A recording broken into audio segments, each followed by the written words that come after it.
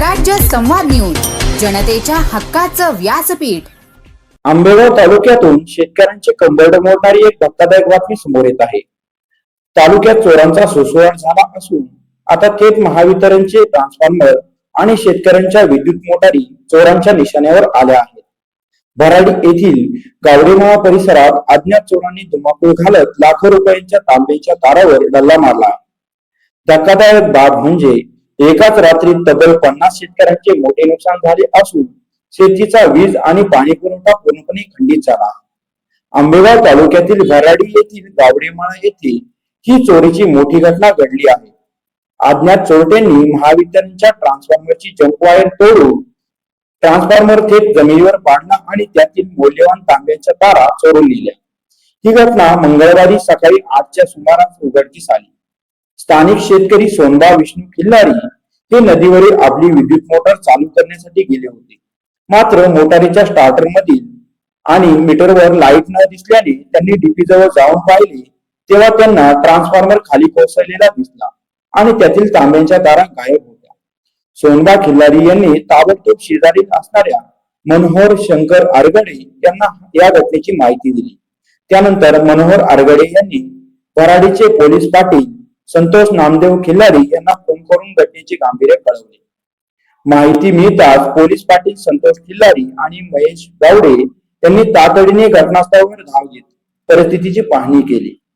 चोरांनी अत्यंत नियोजनबद्ध पद्धतीने हा दरोडा टाकला आहे। या चोरीमध्ये चोरांनी 200 हॉर्स पॉवरचा एक ट्रान्सफॉर्मर आणि दुसऱ्या एका ठिकाणी असलेला 100 हॉर्स पॉवरच्या ट्रान्सफॉर्मर मधील तांब्याच्या तारा लंपास केल्या। एवढ्यावरच न थांबता चोरांनी परिसरातील अंकुश खिल्लारी, नवनाथ तावडे, अजित गावडे, भाऊ गावडे यांच्यासह तब्बल 50 शेतकऱ्यांच्या पाण्याच्या मोटारीच्या केबल कापून चोरून नेल्या आहेत। यामुळे शेतकऱ्यांचे मोठे आर्थिक नुकसान झाले असून ऐन पिकाला पाणी देण्याच्या वेळेस शेतीचा पाणी पुरवठा ठप्प झाला आहे। आंबेगाव तालुक्यात गेल्या काही दिवसांपासून चोरीच्या घटनांमध्ये प्रचंड वाढ झाली आहे। कधी शेतकऱ्यांचे ट्रान्सफॉर्मर, कधी विहिरीवरील मोटारी, तर कधी रात्रीच्या वेळी अंधाराचा फायदा घेऊन शेतकऱ्यांच्या केबल चोरीला जाणे आता नित्याचेच झाले आहे। दिवसा घाम गाळून आणि रात्रीचा दिवस करून शेतकरी पिके उभी करतो, पण चोरांच्या या सुळसुळाटामुळे शेतकऱ्यांची वर्षभराची कमाई एकाच रात्रीत मातीमोल होत आहे। चोरांचे मनोधैर्य एवढे वाढले आहे की ते थेट महावितरणच्या जिवंत विद्युत तारांना हात लावण्याचे धाडस करत आहेत। जर या चोरांचा वेळीच बंदोबस्त झाला नाही तर शेतकऱ्यांनी न्याय मागण्यासाठी जायचे कुठे, हाच मोठा प्रश्न आहे।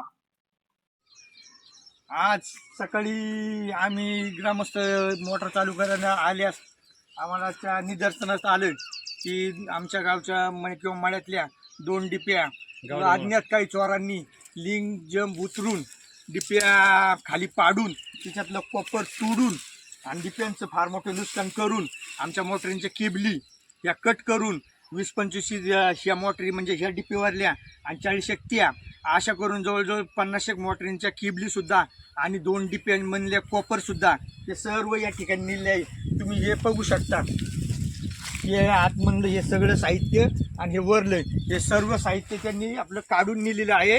आणि या ठिकाणी शेतकऱ्यांचे आता म्हणजे उन्हाळा असल्यामुळं ऊस पीक आहे, मका आहे, गायांची खादट आहे, बाकीचे माल आहे, काहींचे भिनुक आहे, काहींचे धन आहे, शापू आहे, असे अनेक प्रकारचे माल आहे शेतकऱ्यांचे। त्यांना पाण्याची अत्यंत गरज आहे। त्या गरजेनुसार या ठिकाणी तातडीने आणि पंचनामा करून तातडीने आम्हाला या ठिकाणी डीपी द्यावा।